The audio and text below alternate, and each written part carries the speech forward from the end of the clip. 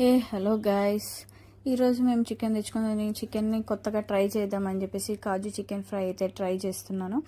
కాజు చికెన్కి ఒక బాలీలో ఒక స్పూన్ నెయ్యి వేసుకొని నెయ్యిలో కాజుని అయితే బాగా ఫ్రై అయితే చేస్తున్నాను.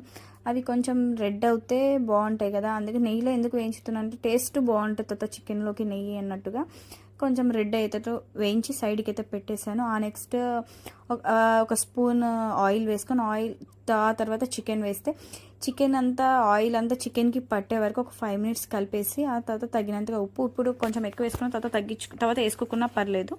సో చికెన్ వేసి తర్వాత పసుపు వేసి కలిపి ఆ వచ్చిన నీరంతా అయిపోయే వరకు వదిలేసేయాలి. ఆ తర్వాత దాంట్లోకి మనం తగినంతగా పెరుగు, తగినంతగా అల్లం వెల్లుల్లి పేస్ట్ కొంచెం పెరుగు ఎక్కువ వేసుకుంటే టేస్ట్ అయితే బాగుంటుంది. సో పెరుగు కొంచెం ఎక్కువ వేసుకోండి, బాగుంటుంది.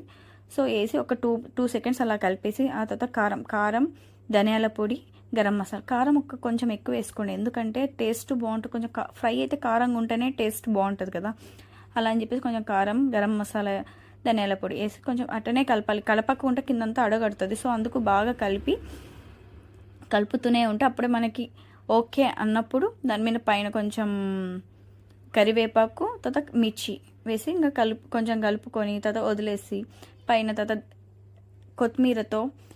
కొత్తిమీర అలా వేసుకుంటే ఫైనల్గా ఇదే రిజల్ట్. Thank you.